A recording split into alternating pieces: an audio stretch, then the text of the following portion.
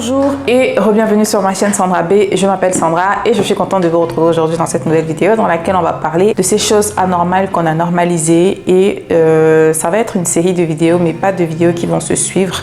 Ça veut dire que les vidéos elles vont pas se suivre en fait, mais toutes les vidéos qui vont parler des choses anormales qu'on a normalisées seront toutes dans une même série qui va s'appeler les choses anormales qu'on a normalisées. Aujourd'hui on va parler des rituels d'humiliation parce que ce sont des choses qu'on vit tous au quotidien ou qu'on a tous vécu au quotidien, que ce soit dans notre enfance, que ce soit dans notre adolescence, que ce soit même encore à notre âge adulte aujourd'hui. Il y a beaucoup de personnes qui vivent constamment au quotidien dans des rituels, qui subissent constamment et quotidiennement des rituels d'humiliation et ce sont des choses qui sont anormales et ce dans n'importe quelle sphère de la société. Ça peut être autant au travail, autant à la maison, dans la famille, autant dans le groupe d'amis, autant à l'église effectivement, parce que ce qu'il faut savoir c'est que l'église est faite d'êtres humains et là où il y a des êtres humains on retrouve de l'imperfection et là où on retrouve de l'imperfection on retrouve tout ce qui va avec en fait, tu vois ce que je veux dire. Donc ce sont des choses qu'on vit partout et c'est important en fait de mettre les mots sur ce qu'on vit. En fait, mettre les mots sur ce qu'on vit, c'est le début d'un processus pour accepter, pour reconnaître qu'en fait il y a des choses qui se produisent qui ne sont absolument pas normales du tout et il faut que ça s'arrête en fait. Il faut que ça s'arrête. On est dans l'année où on a décidé qu'on met un terme à tous les cycles qu'on a vécu depuis notre enfance jusqu'à aujourd'hui, à tous les cycles auxquels on a été témoin dans nos familles, parce que comme je le disais dans une précédente vidéo, les choses que tu vis aujourd'hui, les choses que certains d'entre vous vivez encore aujourd'hui, vous n'êtes pas les premiers à les vivre. Pour certains, vous savez que vous n'êtes pas les premiers. Pour d'autres, vous avez l'impression que ce n'est que vous. Pourtant, les personnes avant vous les ont vécues. Mais comme il y a cette loi du silence, cette loi de l'omerta qui favorise justement que ce genre de choses, qui favorise la prolifération de ce genre de choses, c'est pour ça en fait que ça continue. Mais nous, on a décidé que cette année, ça s'arrête avec nous parce que nous, on ne vivra plus ça. Et ceux qui viendront après nous ne vivront plus ça. Nos enfants, les enfants de nos enfants, nos petits-enfants, jusqu'à la 1000e génération parce que c'est la promesse que le Seigneur donne à toutes les personnes qui lui obéissent. Avant de commencer la vidéo, je t'invite donc à regarder dans la barre d'infos parce que je t'ai laissé les liens pour les e-books La Vraie Repentance et le protocole. Ce sont des e-books qui sont pépites, qui sont bangers. La Vraie Repentance, c'est un mini guide de la repentance. Se repentir, c'est capital. Prends-le, repens-toi et obtiens à nouveau audience auprès de Dieu. Parce que sans la repentance, Dieu ne nous écoute pas, Dieu ne nous entend pas. La repentance, c'est un prérequis. Il faut se repentir pour s'assurer que Dieu nous écoute, qu'il nous entende et qu'il peut répondre en fait à nos requêtes. D'accord? Et le protocole, c'est le e-book qui t'apprend à prier comme le Seigneur veut qu'on prie en fait. Et quand tu pries comme le Seigneur veut que tu pries, tu es sûr, tu es garanti qu'il va entendre tes prières. Donc, regarde dans la barre d'infos. Ok. Qu'est-ce que c'est un rituel d'humiliation?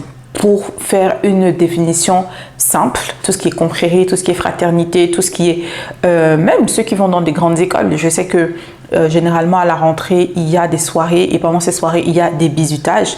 Vous voyez ce qu'on appelle bizutage dans ces soirées-là. En fait, ce sont des rituels d'humiliation. Et généralement, et les bizutages sont faits par qui? Par les aînés, ceux qui sont arrivés avant et qui... Vous savez qu'en fait, quand tu penses à des choses, tu te dis, mais les trucs sont tellement... C'est tellement satanique que tu te dis, mais les aînés qui, comme en guise de bienvenue aux premières années, aux nouveaux venus, ouais, parce que ce sont les premières années qu'on bizute, on les bizute.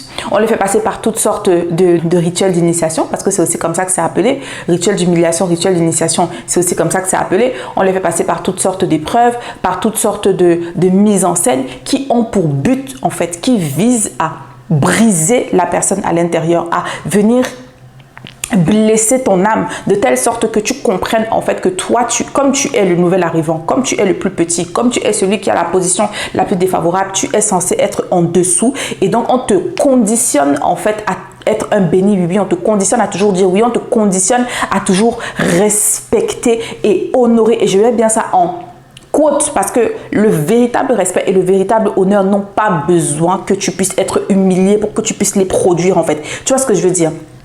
Bon, on verra ça tout à l'heure. Donc, les rituels d'humiliation, c'est ça. C'est toutes les actions, toutes les mises en scène, toutes les choses du quotidien. Parce que c'est pas que les actes, c'est pas que le fait d'être frappé, c'est pas que le fait d'être corrigé, mais c'est aussi le fait de recevoir à longueur de journée quotidiennement des paroles de mort. Parce que la Bible dit, quand la Bible dit que la vie et la mort sont au pouvoir de la langue et quiconque aime parler en mangera les fruits. Donc ça veut dire que quand tu es dans un environnement dans lequel on t'insulte tout le temps, dans lequel on te rabaisse tout le temps, dans lequel on te critique tout le temps, dans lequel on médit sur toi, dans lequel tu n'entends que des paroles de mort, des insultes, des calomnies, des grossièretés, des vulgarités, des rabaissements et tout ça. En fait, c'est un rituel d'humiliation que tu vis au quotidien encore et encore et encore parce que le but, c'est d'assujettir ton âme. Le but, c'est de te briser. Le but, c'est de te mettre dans un état dans lequel tu n'auras plus la force mentale, physique, spirituelle, même de t'élever et de dire c'est pas normal. Tu vois, le fait d'avoir vécu ça pendant tellement longtemps, parce que pour certains d'entre nous, comme je disais, ça commence en fait dans les familles, malheureusement, parce que la famille, c'est le premier endroit en fait où le Seigneur il nous a mis, en fait. Tu vois ce que je veux dire? Et quel est le meilleur endroit pour venir endoctriner quelqu'un, pour venir être sûr que tu vas briser quelqu'un en fait dès la racine? Bah, c'est dans la famille, tu vois. Donc beaucoup d'entre nous sommes nés dans des familles où on nous a humiliés, où on continue, et pour d'autres encore où on continue d'humilier encore et encore et encore et encore. Et tout ça, ce n'est pas normal. Tout ça, ce n'est pas normal. C'est anormal. Tout à l'heure, je te disais, la Bible dit, la vie et la mort sont au pouvoir de la langue. Quiconque aime parler en mangera les fruits. Dans Jacques, ça dit, de la même bouche ne peuvent pas sortir la bénédiction et la malédiction. Ce sont des choses qui sont anormales. Donc, ça veut dire que quand tu as grandi dans un environnement dans lequel on t'a habitué à tout le temps t'insulter, on t'a habitué à tout le temps entendre des grossièretés, on t'a habitué à tout le temps te rabaisser. Oh, toi, tu vas jamais rien faire de ta vie. Oh, toi, t'es moche. Oh, toi, tu as un gros nez. Oh, toi, tu as de grands yeux. Oh, toi, tes cheveux qui sont trop durs là. Oh, toi, comment tu es noir comme ça là. Oh, toi, comment tu es tout le temps, on t'insulte sur ton physique, on t'insulte sur ta façon d'être, on t'insulte sur ton caractère, on t'insulte tout le temps, on te compare aussi tout le temps. Oh, pourquoi tu fais pas comme ta soeur? Oh, pourquoi tu fais pas comme ton frère? Oh, pourquoi toi t'es pas comme ta cousine telle? Oh, pourquoi toi mais pourquoi tu es deuxième au lieu de premier? Mais pourquoi? Tout ça, en fait, ce sont des rituels d'humiliation auxquels on te soumet encore et encore et encore pour pouvoir t'assujettir et pour pouvoir t'avoir dans le creux de la main. C'est ce qui fait que beaucoup de personnes, et ce n'est pas que dans la culture africaine, je n'arrêterai jamais de le dire, parce que quand tu regardes du côté de l'Occident, quand tu regardes du côté de l'Orient, quand tu regardes en Asie, quand tu regardes partout, c'est partout pareil. Pourquoi? Parce que tous les êtres humains descendent de deux mêmes personnes, Adam et Ève. Tous les êtres humains ont la racine du mal en eux. À partir du moment où Adam et Ève ont péché, ils ont accueilli la racine du mal en eux. Et comme toute l'humanité sort d'eux, nous tous en fait, on est né avec cette racine du mal là. Tu vois ce que je veux dire? Donc ceux qui ont migré pour aller en Asie, ceux qui ont migré pour aller en Afrique, ceux qui ont migré pour aller en Europe, ceux qui ont migré pour aller, je sais pas, en Amérique, peu importe, ça se passe partout de la même manière. Donc comme je disais, beaucoup dans le quotidien, vous vivez ces choses, vous subissez ces choses, vous avez subi, il y en a, vous avez subi, vous avez mis un terme, bravo, et d'autres, vous continuez de vivre encore ces choses-là, tu vois. Et ce n'est pas que, ça ne s'arrête pas que dans la famille, parce que tu te rends compte que, mais attends un peu, moi j'ai grandi comme ça, dans ma famille c'était comme ça, maintenant même dans ton cercle d'amis, tu te rends compte que c'est ça, au travail, tu te rends compte que c'est ça. C'est toujours toi, en fait, qui est bully. C'est toujours sur toi que les mauvaises paroles retombent. C'est toujours sur toi, c'est toujours sur toi. C'est comme si, en fait, il y a quelque chose en toi qui attire ces choses-là. Mais c'est pas comme si, c'est que c'est ça, en fait. C'est ça. Il y a effectivement quelque chose en toi. Il y a ce que tu dégages, en fait. C'est le résultat de tout ce qui a été déversé en toi depuis que tu étais enfant.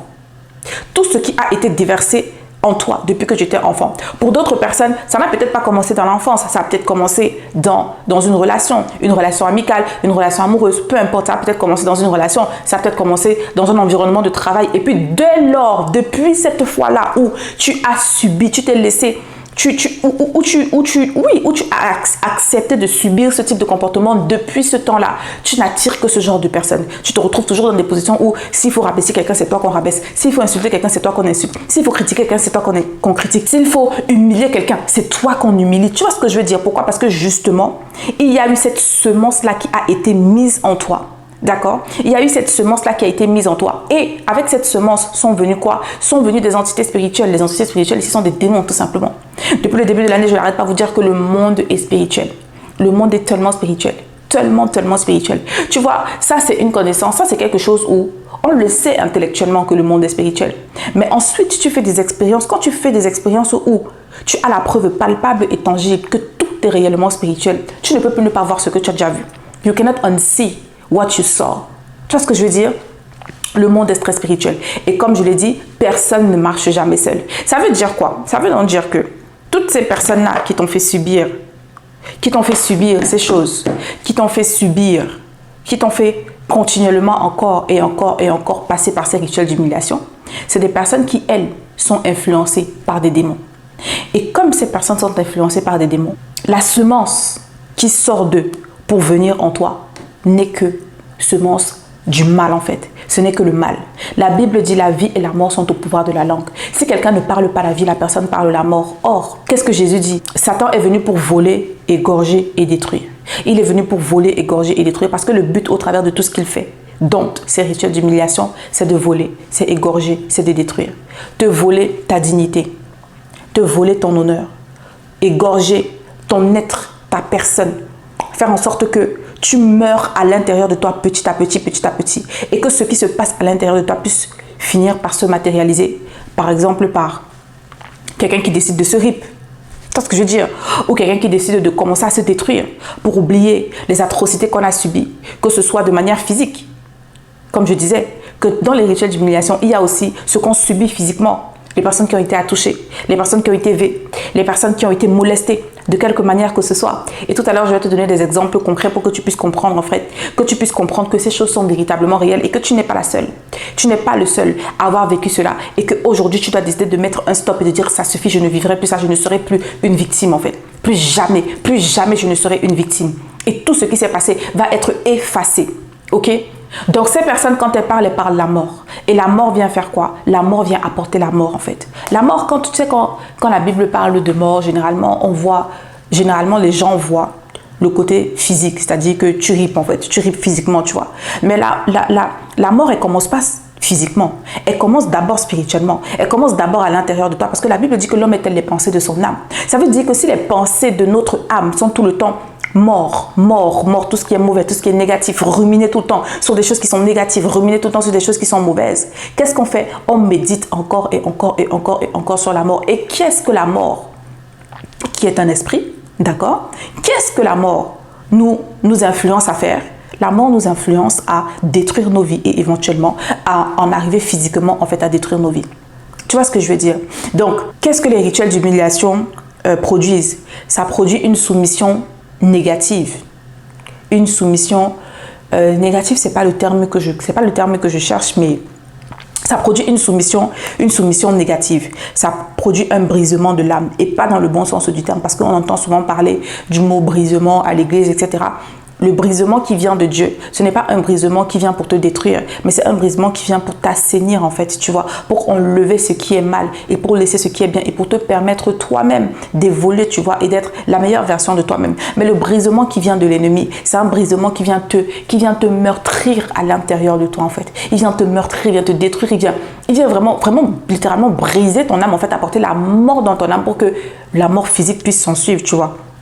Les rituels d'humiliation, c'est encore quoi? C'est tout ce qui est insulte, tout ce qui est moquerie incessante, tout ce qui est... Et ça crée quoi? Ça crée un esprit de crainte et un esprit de peur. Or, le Seigneur a dit que ce n'est pas un esprit de crainte ou de timidité qu'il nous a donné, mais un esprit de force, un esprit d'amour, un esprit de sagesse. Donc, il faut que, comme je dis, le changement commence d'abord par une décision. Et la décision que tu dois prendre, c'est de te dire, désormais, j'accepte que les choses qui sont anormales, j'identifie les choses anormales et j'accepte de les reconnaître comme étant anormales. Donc tu commences par te dire, c'est anormal que je me fasse insulter tous les jours, tout le temps. C'est anormal. C'est anormal que on se moque de moi tous les jours, tout le temps, sans cesse. C'est anormal. C'est anormal qu'on te critique tous les jours, tout le temps, sans cesse. C'est anormal que tu subisses des violences physiques, des violences verbales tous les jours, tout le temps, constamment, c'est anormal. C'est anormal que tu le vives à l'école, c'est anormal que tu le vives au travail, c'est anormal que tu le vives dans ta famille, c'est anormal que tu le vives dans ton cercle d'amis, c'est anormal que tu le vives à l'église. C'est anormal.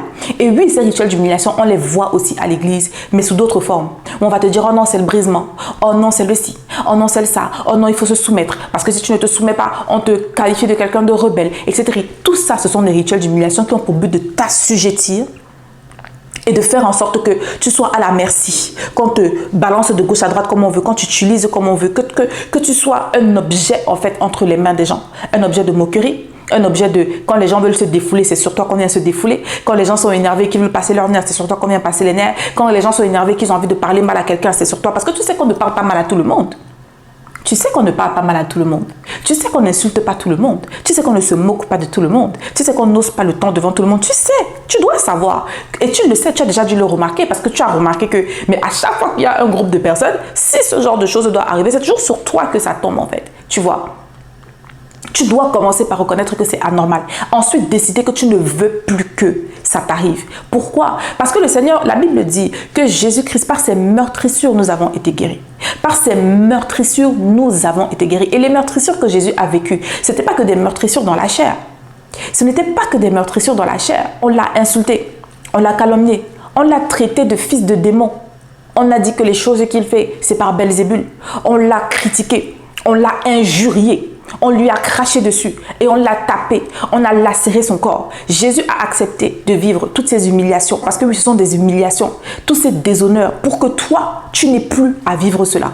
Pour que toi, tu n'aies plus à vivre cela. Et c'est à toi de dire, parce que désormais j'appartiens à Jésus-Christ, parce que le Seigneur, par ses meurtrissures, j'ai été guéri. J'ai été guéri dans mon âme, j'ai été guéri dans mon corps, j'ai été guéri dans mon esprit, j'ai été guéri dans mes émotions, j'ai été guéri partout en fait, parce que Jésus-Christ a porté tout ça à la croix. Donc tu décides qu'à partir d'aujourd'hui, j'y mets un terme. J'y mets un terme, parce que ça n'a absolument rien de normal. Ça n'a absolument rien de normal. Ici, nous sommes une communauté de chrétiens. La plupart d'entre nous, ici, nous sommes chrétiens. Donc, la plupart d'entre nous, on va dans des églises. Et malheureusement, beaucoup d'entre vous, vous vivez ce genre de choses dans les églises. Et on va vous dire que oh, c'est normal, parce qu'il faut se soumettre.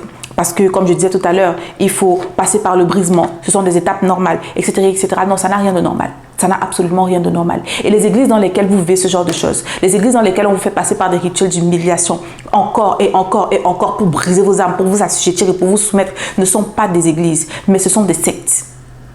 Ce sont des communautés qui sont dirigées et contrôlées par Satan.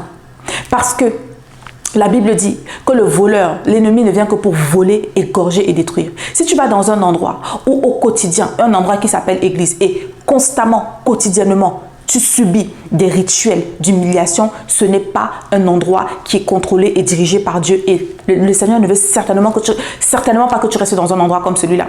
On te fait douter de ton discernement, parce que oui, tout le monde a un discernement. Tout le monde a un discernement. Maintenant, le Seigneur, ce qu'il nous demande de faire, c'est de continuer de rechercher l'esprit de discernement pour devenir de plus en plus alerte en fait, pour devenir de plus en plus sensible et pouvoir détecter immédiatement que ça, c'est pas normal. Tu vois ce que je veux dire? Mais nous tous, on a un esprit de discernement aussi infime qu'il soit. Et ce qu'on fait généralement, c'est quoi? C'est te faire croire que non, tu n'as pas bien compris. Te faire croire que non, toi, tu n'entends pas Dieu. Te faire croire que non, toi, tu vois ce que je veux dire? Non, toi, toi, tu n'entends pas bien Dieu. Non, ce que tu as vu, ce n'est pas ça. Pourtant, le Seigneur avait demandé à ses disciples, douteriez-vous de vos propres yeux? Je ne sais plus c'était par rapport à quoi qu'il leur posait une question, mais il leur a demandé, douteriez-vous de vos propres yeux? Comme pour dire, toi tu vois quelque chose, mais on vient te dire que tu dois douter de tes yeux. On vient te dire que non, ce que tu as vu là, ce n'est pas ça. On vient te dire que ce que tu as ressenti là, non, c'est pas ça. Tu n'as pas bien ressenti. Non, ce n'est pas ça. Non, c'est ça. C'est ça en fait. Ce que tu as ressenti, c'est ça. Ce que tu as vu, c'est ça. Si tu sais que tu sais que tu sais que tu sais, ce n'est pas venu une fois, ce n'est pas venu deux fois, ce n'est pas venu que de toi, c'est ça. À un moment donné, c'est ça. Et à un moment donné, tu dois dire stop. Ce n'est pas parce que des personnes se cachent derrière des titres, derrière des positions, derrière le nom de l'Église, qui est l'épouse de Christ, pour faire ces agissements qu'on va commencer à les cautionner. Si on ne les cautionne pas dans le monde, si on ne les cautionne nulle part ailleurs, ce n'est pas à l'Église qu'on va cautionner ces choses. Ce n'est pas à l'Église qu'on va cautionner des rituels d'humiliation. Ce n'est pas à l'Église qu'on va cautionner cela. Et d'autres personnes, pour ceux qui le vivent dans la famille, on va dire qu'au nom, sous nom de oh non, c'est la famille, oh comme c'est la famille, oh comme c'est ton père, oh comme c'est ta mère, oh comme c'est ta grand-mère, oh comme c'est ton grand-père, oh comme c'est ton grand frère, oh comme c'est les aînés, ils ont un passe-droit, ils ont le droit de te faire du mal. Ils ont le droit de t'humilier, ils ont le droit de te rabaisser, ils ont le droit de te détruire parce que ce sont les aînés. Non, ça ne vient pas de Dieu. Ça ne vient absolument pas de Dieu. Ça ne vient certainement pas de Dieu. Et tu as le droit de dire, je refuse. Je refuse. On te traite de rebelle, pas de problème, on a traité Jésus de rebelle. On te traite d'insensé, pas de souci, on a traité Jésus d'insensé. On te traite de fils de démon, pas de souci, on a traité Jésus de fils de démon. On te traite de démon toi-même, pas de problème, on a traité Jésus de démon lui-même.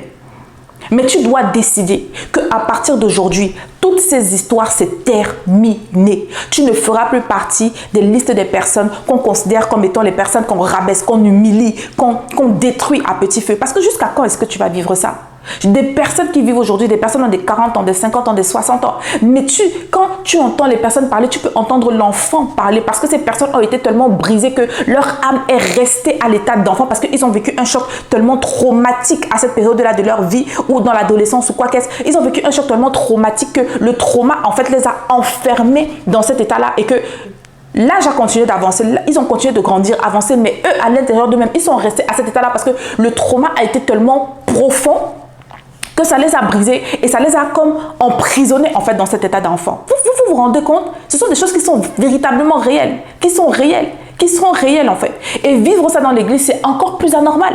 C'est-à-dire que le Seigneur, il dit que ceux qui ont connu la loi vont être jugés selon la loi. Et ceux qui n'ont pas connu la loi vont être jugés comme n'ayant pas connu la loi, mais ils vont quand même être jugés. Et le Seigneur, il a dit que le jugement va commencer par sa propre maison et ça sera plus dur que le jugement qui va venir à l'extérieur. Donc tu t'imagines, tu t'assois dans une église, 1 an, 2 ans, 3 ans, 5 ans, 10 ans, 15 ans, on t'humilie, on t'humilie, on t'humilie, on t'humilie, on t'humilie, on t'humilie, et toi tu restes là, c'est pas normal, c'est pas normal, c'est pas normal, ce n'est pas normal, et tu dois dire non. Et tu dois faire confiance à ton discernement, de dire, Seigneur, est-ce que c'est vraiment toi qui as parlé? Si le Seigneur te confirme que c'est vraiment lui qui a parlé, fais-lui confiance et prends la direction qu'il te demande de prendre. Je vais te donner 2 exemples personnels et je vais te donner, il y a des exemples bibliques, hein, plein d'exemples bibliques de rituels d'humiliation. Je vais te donner les exemples bibliques d'abord et je vais t'inviter à aller lire ces passages-là pour pouvoir que le Seigneur puisse t'enseigner, tu vois. Tu as Samson et Dalila. Ça, c'est généralement dans les relations où ton partenaire ou ta partenaire va tout faire pour te conduire à faire quelque chose que tu n'as pas envie. Par exemple, tu as décidé que tu vas te garder jusqu'au mariage, tu n'auras pas de rapport sexuel avant le mariage, tu ne vas pas embrasser qui que ce soit avant le mariage, et tout ça et tout. Et tu es dans une relation où on ne cesse pas de te mettre la pression.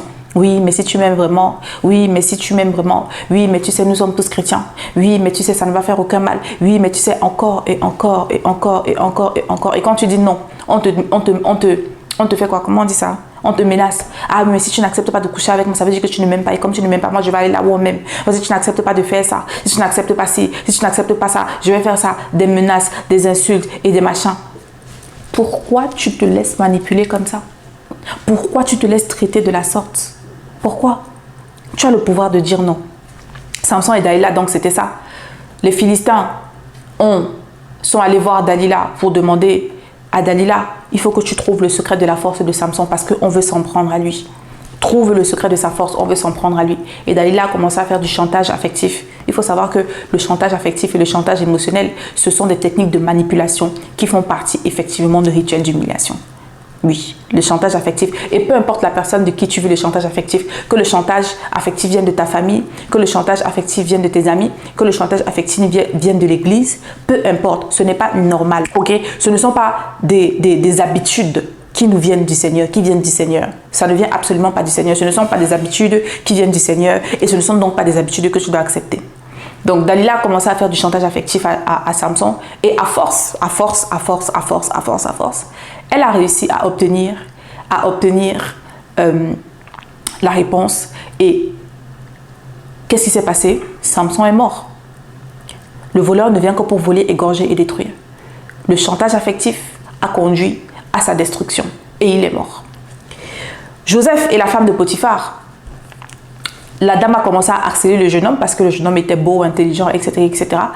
Et lui, il a décidé que non, il ne va pas pécher contre Dieu. Et il ne va pas pécher contre son maître, en fait. Il ne va pas pécher contre Dieu. Il ne va pas pécher contre son maître. Il a préféré fuir. Et en fuyant, la dame a réussi à arracher. Elle a réussi à arracher son manteau.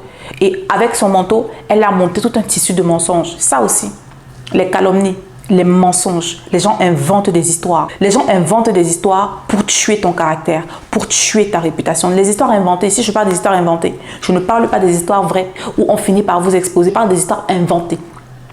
Les gens inventent des histoires. On invente des choses à ton sujet. On raconte des mensonges, des tissus de mensonges. Des personnes s'asseyent et racontent un tissu de mensonges. Et puis, on verse ça comme ça aux oreilles de qui veut entendre. Et surtout à des oreilles qui sont proches de toi pour pouvoir casser ton caractère, casser ta personnalité, affecter en fait l'opinion que les personnes ont de toi.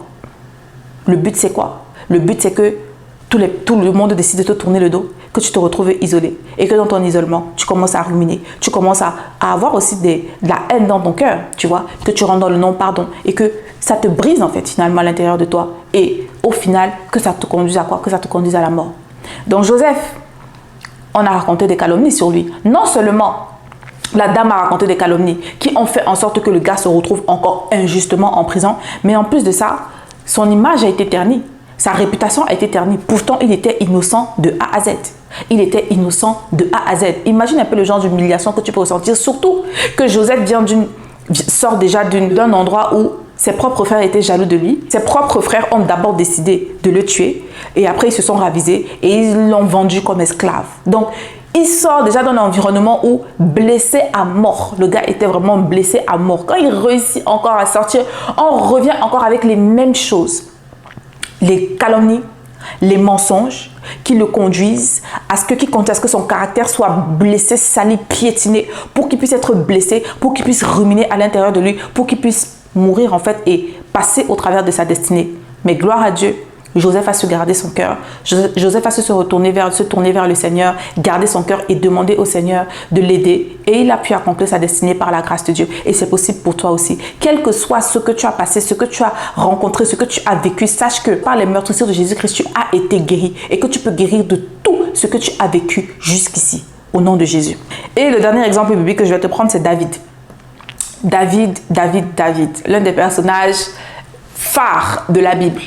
David aussi a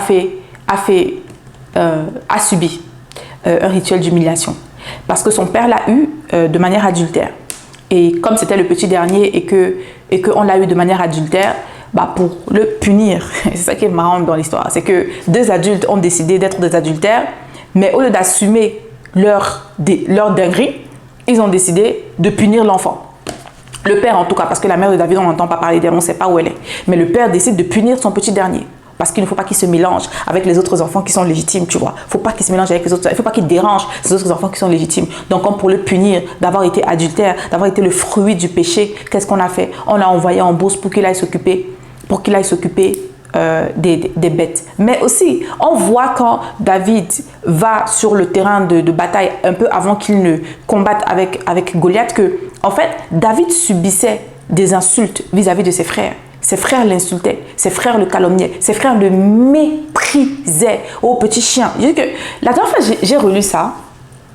Je me suis dit, mais en fait, c'est fort. Donc, en fait, on insultait David. On se dit que et combien dans nos familles vivent ce genre de choses? Que ce soit même entre frères nucléaires, que vous êtes même père, même mère, mais entre vous, c'est la guerre, les insultes. Et le genre d'insultes que tu te dis que, mais à quel moment est-ce que toi, une soeur, tu vas décider que tu vas appeler ton autre soeur, tu vas insulter ton autre soeur, ou toi, un frère, tu vas insulter ton autre frère. De ces insultes que tu te dis que, mais c'est pas possible. Tu appelles ton autre frère chien, mais tu sais que quand tu dis à ton frère chien, ça veut dire que tu dis que ta mère, c'est une salope. Oui. Parce qu'en anglais, bitch, c'est le féminin de dog. Bitch, c'est le féminin de dog. Et bitch, en français, ça veut dire salope. Donc, quand tu dis à ton frère que c'est un chien, comme ton frère n'est pas sorti de nulle part, il est sorti de ta mère. Donc, quand tu dis à ton frère que c'est un chien, tu dis donc que ta mère, c'est une salope. C'est incroyable.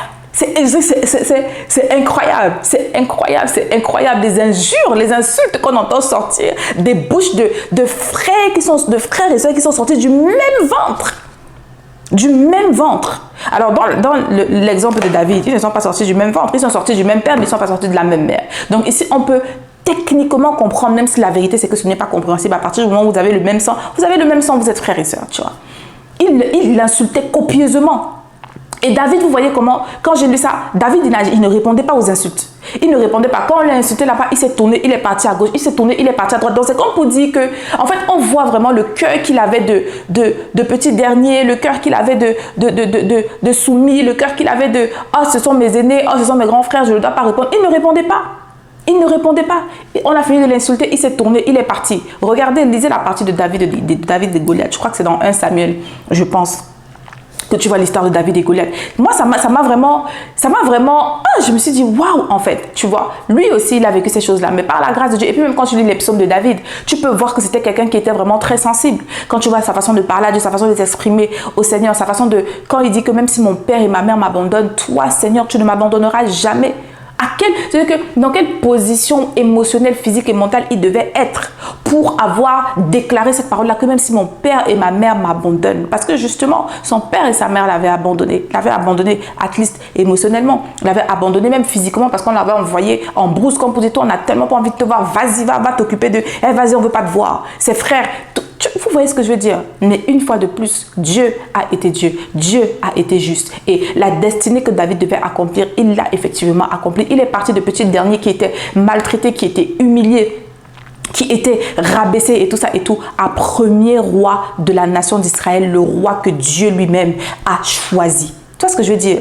Donc c'est pour te dire que, quel que soit ce que le Seigneur a prévu avec toi, il est capable de le faire, si et seulement si tu lui fais confiance et que tu te mets dans une position où tu lui donnes la possibilité de te retransformer, de te remodeler, de faire de toi la personne qu'il a décidé que tu dois être avant même de t'avoir mis dans le ventre de ta mère. C'est tellement possible. Mais la décision commence par toi. C'est d'abord toi-même qui dois décider, qui dois prendre cette décision. Et tu sais, ce n'est pas le genre où tu vas te dire, oh oui, Seigneur, jusqu'à quand pleurer et tout. Non.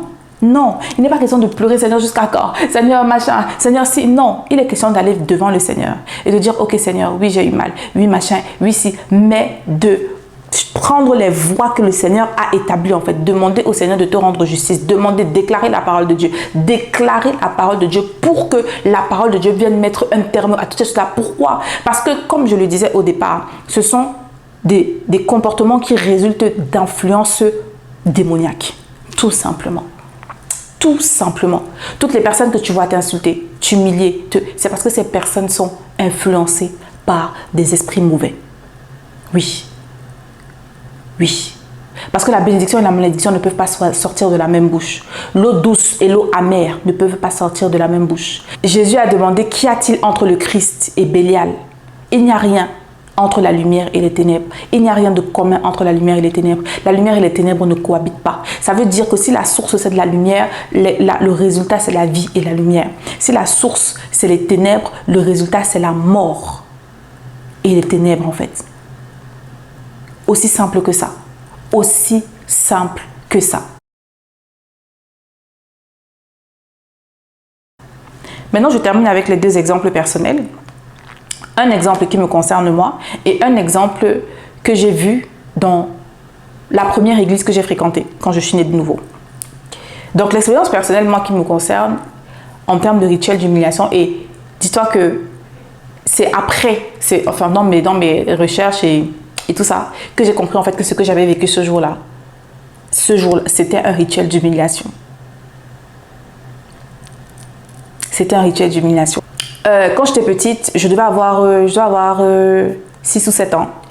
Il y a des huissiers qui sont venus chez nous. Ils ont sonné à la porte, comme d'habitude. Tu vois, quand on sonne chez toi, t'es enfant, tu vas ouvrir la porte. Généralement, c'est toi qu'on envoie ouvrir la porte. Donc, tu vas ouvrir la porte naturellement. Et je suis allée ouvrir la porte. Et c'était les huissiers.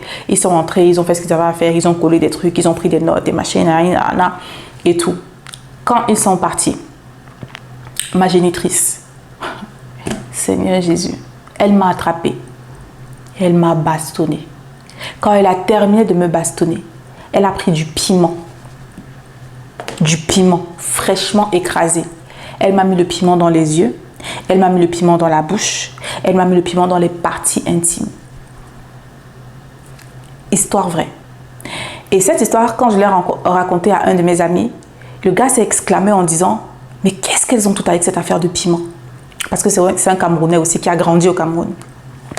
Et quand il a dit ça, là, moi, ça a cliqué dans ma tête que, mais attends, donc je ne suis pas la seule à avoir vécu ça. Donc, en fait, c'est quelque chose qui se fait. C'est une chose, c'est quelque chose qui se fait, en fait. Dis-toi que c'est à mon âge adulte, hein, c'est des histoires de 2-3 ans hein, que je te raconte là, que j'ai raconté ça à cet ami là. C'est à ce moment-là que je clique, que je me dis, en fait, c'est c'est quelque chose de commun. Et pendant que j'étais en train de réfléchir dessus, le Seigneur de me faire comprendre que c'est un rituel d'humiliation. C'est quelque chose qui a vocation à venir te briser à l'intérieur de toi. À venir, et puis quand tu vois même ce qui a résulté, donc c'est comme pour dire, à cause de toi, on est en train de vivre une situation qui est défavorable. Donc, comme pour te punir de cette situation défavorable que nous sommes en train de vivre, je vais te briser en te tapant, en te bastonnant et en te mettant du piment dans les yeux, dans la bouche, dans les parties intimes. Une enfant de 6-7 ans. Une enfant de 6-7 ans. C'est-à-dire que toi, en tant que parent, tu as porté l'enfant dans ton ventre pendant 9 mois. Tu as mis l'enfant au monde. Tu l'as vu petit. Tu l'as vu naître. Tu l'as éduqué. Tu l'as fait grandir. Et puis quand il arrive à 6-7 ans, toi encore parent, tu bastonnes l'enfant copieusement pour quelque chose dont l'enfant n'est même pas responsable. Parce que est-ce que c'était moi qui étais responsable du fait que les deux parents, parce qu'ils étaient deux, ok? Ils étaient deux. Donc c'était à chacun de s'assurer, de s'assurer que leurs enfants vivent dans un environnement qui est favorable. Est-ce que c'est de la faute de l'enfant si vous, en tant que parent, vous n'avez pas su prendre vos responsabilités en main et mettre vos enfants en sécurité? Non. Non seulement ce n'est pas de la faute de l'enfant et que c'est de votre faute, mais pour passer tes nerfs sur le fait qu'il y avait déjà des situations qui faisaient que tu fais ça à un enfant. Et ça, les personnes qui n'ont pas regardé mon témoignage, vous pouvez aller regarder mon témoignage. Ça, c'est juste... Et même ce dont j'ai parlé dans mon témoignage, c'est une infime partie de mon histoire globale. Tu vois ce que je veux dire? Donc, je reviens sur cette partie-là pour te dire que c'est que récemment que moi, je me suis rendu compte, Sandra, que en fait, ça faisait partie des rituels d'humiliation que je vivais au quotidien. Ça a fait partie des rituels d'humiliation que je vivais au quotidien parce que ce n'était pas un cas isolé. Moi, tous les jours, j'ai grandi en entendant, on m'appelait sorcière. On me traitait de sorcière. C'est le truc que j'entendais beaucoup. On me traitait de sorcière. Oh, à côté de ça, les insultes. Oh, tu ressembles à tel. Oh, toi, t'es comme ça. Oh, machin ci. Oh, machin ça. Tous les jours, des malédictions. Je me suis rendu compte que c'était un rituel d'humiliation. Et ça, ce n'est pas normal. Et j'ai confronté, oui, il y a quelques années, 2023, j'ai confronté ma génitrice et je lui ai demandé que, ok, tu dis qu'il y a eu ça, il y a eu ça. Quand toi, en tant que mère, tu m'avais tabassé et que tu m'avais mis du piment dans les parties intimes, etc., tu dis que tu faisais ça, pourquoi? Elle n'a pas su me répondre. Je l'ai en audio parce que j'avais enregistré cette conversation. Elle n'a pas su me répondre. Aujourd'hui, avec la compréhension que j'ai, comme je te disais, tout le monde est influencé par des entités. Soit tu es influencé par le royaume des cieux, soit tu es influencé par le royaume des ténèbres. Et il faut savoir appeler un chat un chat. Ce genre de choses ne viennent certainement pas d'influence du royaume des cieux, absolument pas du tout. Deuxième exemple que je vais te prendre, comme je dis, c'était à l'église, la première église que j'ai fréquentée quand je suis née de nouveau. Et ça, c'est le truc c'est l'événement c'est l'un des événements qui avait fait en sorte que je décide, que je comprenne en fait, que je comprenne que c'était l'heure pour moi de quitter cet endroit. Parce qu'il y a eu tellement de choses, mais tellement de choses. Mais un jour, quand Dieu voudra, on en parlera. Il y avait un monsieur qui servait, il servait au protocole et il servait au protocole et il servait aussi à la chorale, il me semble. Et il servait au protocole, à la chorale et il faisait aussi modérateur. Et moi, je ne sais pas ce qui s'était passé. Je ne sais pas si les autres personnes savent. Bon, il y a peut-être certainement des personnes qui savaient, mais moi, tu vois, je servais aussi à l'église, donc, mais je ne savais pas ce qui se passait dans les couloirs, dans les machins, tu vois. Parce que je n'ai jamais été le genre de personne à être dans les bruits de couloir. Tu vois. Mais donc, je ne savais pas. Et un dimanche, avant le culte, enfin, en plein culte, avant que la prédication ne commence et tout, le monsieur est marié et il a 4 enfants. Et il venait avec toute sa famille à l'église. Avant la prédication, le monsieur monte sur la chaire et il commence à lire une lettre d'excuse. Une lettre d'excuse et il était en train de demander pardon au pasteur de l'époque de cette église-là. Et là, quelque chose a sonné dans ma tête. Je me suis dit, mais attends, c'est pas normal. C'est pas normal en fait. C'est pas normal. Et la lettre, c'était vraiment du genre, le gars était limite, C'était limite s'il pouvait même se coucher par terre pour que le pasteur vienne marcher sur lui pour accepter ses excuses. Le gars, il l'aurait fait. Mais il a traduit en fait cet acte-là. Genre, ces mots, en fait, les mots qu'il disait dans la lettre. Et j'étais en mode waouh. Et moi, ça m'a profondément choquée parce que on lui a dit que s'il voulait rester à l'église, il fallait qu'il fasse ça de manière publique. Et dis-toi qu'il a fait ça. Il y avait sa femme et il y avait ses 4 enfants qui étaient là, qui regardaient comment leur papa était en train d'être humilié publiquement à l'église. Vous vous en rendez compte? Mais attends, quand je parle de ça, ça me fait remonter je me dis, Seigneur, l'homme est mauvais. Seigneur, humilié publiquement devant sa femme et devant ses enfants. Quelque chose qui aurait pu être réglé parce que l'église n'était pas au courant. Donc, que tu viennes me dire, ok, quelqu'un a fait quelque chose de manière publique, de manière ouverte, tout le monde était au courant, qui vient te demander pardon publiquement, ok. Mais quelque chose qui s'est passé en secret. On a ramené ce qui s'est passé en secret en public parce qu'il fallait l'humilier pour lui montrer que ici, le chef, c'est moi et tu fais ce que je veux. C'était un rituel d'humiliation que le monsieur vivait, qu'on a fait vivre à ce monsieur ce jour-là. Pourquoi? Parce que l'ancien pasteur était dans des choses cheloues. Il était dans des choses louches, spirituellement louches. Et c'était connu, c'était su. Sauf que je ne sais pas pourquoi ça n'avait pas été adressé. Mais fast forward, aujourd'hui, cet homme-là qui était pasteur n'est plus pasteur à cette église parce que on a découvert plus tard qu'il y avait des choses très bizarres, qu'il faisait des choses très bizarres et que ci et que ça et que machin et que ci et que ça. Mais l'ambiance générale qui régnait dans cette église-là, comme dans beaucoup d'autres églises de cette grande assemblée, c'était exactement la même chose. Culte de la personnalité, soumission, maltraitance, rituel d'humiliation et tout ce qui va dans ce sens-là. Donc non, tu n'es pas fou. Non, tu n'es pas folle de t'être dit, mais j'ai constaté en fait qu'il y a un truc qui n'est pas normal. Tu n'es pas fou, tu n'es pas folle de t'être dit, mais ça, ce n'est pas normal. Tu vois ce que je veux dire? Mais ce que je veux te faire comprendre aujourd'hui, c'est qu'aujourd'hui, tu as la possibilité de dire, c'est fini, ça s'arrête là.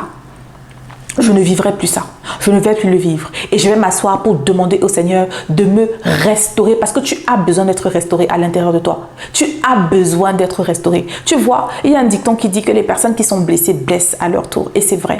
Les personnes qui sont blessées blessent à leur tour. Oui, les personnes qui t'ont fait du mal, c'est parce qu'elles ont été blessées, mais c'est aussi parce qu'elles ont choisi de demeurer dans cette médiocrité. Parce qu'on entend souvent ça, de dire, ah oui, mais vous savez, vos parents, ils vous ont fait ça, elle t'a fait ça, ou il t'a fait ça, parce qu'elle-même, elle a été blessée. Oui, mais ce n'est pas une excuse.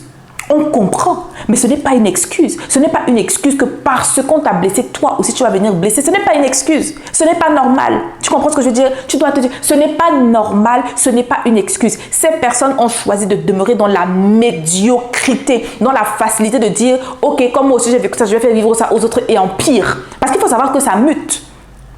Il faut savoir que ça mute. En fait, tu vois ce que je veux dire? Ça ne reste jamais ça. Le mal ne fait que évoluer et muter. Ça veut dire que ce qu'eux, on leur a fait, ils vont te faire ça fois 10 000. Parce qu'il y a le désir de se venger. Et ça ne vient pas de Dieu. Donc ce n'est pas normal. Ce n'est pas une excuse que le fait que tu aies vécu des mauvaises choses, que tu viennes faire vivre ça aux autres. Donc c'est pour ça que je te dis que tu dois prendre la décision, que ça va s'arrêter avec toi. Non seulement tu reconnais que ce n'est pas normal, que tu dises que c'est terminé, tu ne le vivras plus, mais que tu t'asseyes aussi pour que le Seigneur puisse te restaurer, pour que toi, tu ne deviennes pas à ton tour un bourreau.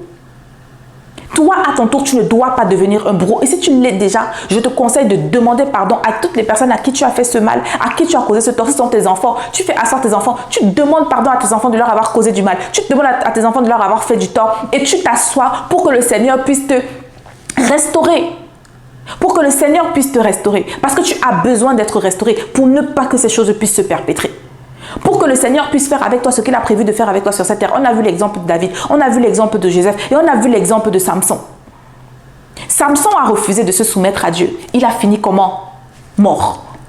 David s'est tourné vers le Seigneur et il s'est épandu devant le Seigneur. Il a fini roi et le Seigneur l'a restauré. Joseph s'est tourné vers le Seigneur. Il a fini comment? Il a fini premier ministre parce que c'était sa destinée et il a fini par être restauré. Donc ce que je veux te dire, c'est que quand tu décides de te tourner vers le Seigneur pour laisser le Seigneur te restaurer, il te restaure et il te fait vivre ta destinée sur la terre dans la paix, dans la joie et le bonheur. Parce qu'il a dit oui, le bonheur et la grâce m'accompagneront. C'est David qui a dit ça dans le psaume 23. Oui. Le bonheur et la grâce m'accompagneront chaque jour de ma vie et j'habiterai dans la maison de l'Éternel jusqu'à la fin de mes jours. Voilà ce que le Seigneur a prévu pour nous quand on vit dans le bonheur et dans la grâce et dans la joie. Et on ne peut pas vivre le bonheur, la grâce et la joie si au préalable, on ne s'est pas laissé transformer et renouveler à l'intérieur de nous, guéri à l'intérieur de nous par le Seigneur, guéri de toutes ces choses qui nous ont fait du mal, qui nous ont brisé, qui ont altéré notre personnalité, qui ont altéré notre personne, qui ont altéré notre être tout entier en fait. Jésus-Christ est mort pour que nous, on puisse vivre justement une nouveauté de vie. Tu vois ce que je veux dire? Et il faut que tu le crois et il faut que tu cries à Dieu pour dire Seigneur, je veux être restauré. Seigneur, je veux être renouvelé parce que je ne veux pas faire partie de cette personne qui blesse parce qu'elles ont été blessées. Parce que c'est ça qu'on voit. Oui, ils blessent parce qu'ils ont été blessés, mais aussi parce qu'ils ont choisi la médiocrité et la lâcheté de ne pas prendre le temps qu'il faut pour être guéri et restauré. Ne fais pas partie des personnes qui sont lâches. Ne fais pas partie des personnes qui se cachent derrière le fait que moi aussi on m'a blessé, on m'a fait du mal. Ne fais pas partie de ces personnes-là. Brise ce cycle-là de lâcheté, brise ce cycle de médiocrité, brise ce cycle de méchanceté et décide que toi, tu ne feras pas partie de ces personnes-là. Tu vas vivre la vie que le Seigneur a prévue pour toi. Et c'est une vie de paix, c'est une vie d'amour, c'est une vie de faveur, c'est une vie de grâce, c'est une vie de restauration complète et totale. En fait. Donc voilà, nous sommes arrivés à la fin de cette vidéo. La vidéo a duré plus longtemps que ce que j'aurais voulu et prévu. Mais j'espère vraiment, et je crois vraiment de tout mon cœur, que cette vidéo va apporter la transformation, apporter le changement, apporter vraiment le déclic qu'il faut apporter. Parce que les temps dans lesquels nous vivons sont tellement cruciaux que tu ne peux pas te permettre d'être en 2026 la personne que tu étais plus tard. Parce que si tu choisis la médiocrité en 2026, ta médiocrité va se multiplier fois 1000 et ça sera très difficile pour toi de faire marche arrière. Cette année, c'est l'année où tu dois décider que ça s'arrête et que tu deviens une nouvelle personne, celle que le Seigneur t'a créée pour être, au nom puissant de Jésus-Christ. Je vais faire une petite prière pour finir. Seigneur, je te remercie. Je te remercie de m'avoir inspiré de tourner cette vidéo. Je te remercie pour ce sujet que tu m'as permis d'apporter sur la table. Je te remercie pour les personnes qui ont regardé cette vidéo avec un cœur repentant et avec un cœur disponible, Seigneur.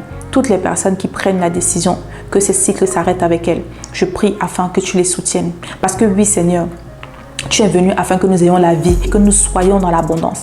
Alors Seigneur, je prie afin que l'abondance de paix, de joie, d'amour, de restauration que tu es venu apporter, que tu nous as offert par l'alliance nouvelle que tu as scellée par ton sang à la croix, que chacune des personnes qui a pris la décision au travers de cette vidéo, que ça s'arrête avec elles, tu puisses les soutenir et que tu puisses faire en sorte que ta restauration arrive de manière rapide. Parce que tu as dit, Seigneur, que nous sommes dans une saison d'accélération divine. Alors toutes les personnes qui auront décidé de passer par ce processus de restauration, tu vas le faire en accéléré. De telle sorte, Seigneur, que là où ça leur aurait pris 1 an pour être complètement restauré, tu vas permettre qu'elle puisse être complètement restaurée en 1 mois parce que, Seigneur, l'accélération, la grâce de la restauration vient avec l'accélération divine. Alors je prie, Seigneur, que chacune de ces personnes puisse être restaurée entièrement, complètement et totalement afin qu'elle puisse vivre la joie, le bonheur et la joie et la paix, Seigneur, que toi seul tu sais donner. Merci, Seigneur, parce que tu les restaures. Merci, Seigneur, parce que tu les reconstruis. Merci, Seigneur, parce que tu les remets sur le bon chemin. Merci, Seigneur, parce que tu leur permets aussi de pardonner. Pardonner complètement parce que tu as dit, Seigneur, que si on ne pardonne pas, toi non plus, tu ne nous pardonnes pas. Merci, Seigneur, parce que tu nous as fait la grâce du pardon qui nous permet de nous mettre en accord avec toi et d'être en accord avec nous-mêmes. Merci, Seigneur, parce que tu leur donnes la capacité et la possibilité de pardonner et que tu les restaures complètement et entièrement. Je te remercie pour ta grâce et ta faveur. Je te remercie, Seigneur, pour les paroles d'encouragement que tu as relâchées au travers de cette vidéo et aussi pour les paroles de correction que tu as relâchées au travers de cette vidéo. Et je prie afin qu'ils portent du fruit comme ils doivent porter du fruit dans les vies et dans les cœurs de toutes les personnes qui écoutent cette vidéo. C'est au nom puissant de ton Fils Jésus-Christ que j'ai prié. Amen, amen et amen. Donc je te remercie d'avoir pris le temps de regarder cette vidéo. Regarde-la encore et encore et encore et crois que le Seigneur t'a parlé au travers de cette vidéo et qu'il va te faire du bien. Moi je te dis ça à la prochaine fois, porte-toi bien et je te dis à bientôt dans une prochaine vidéo. Salut!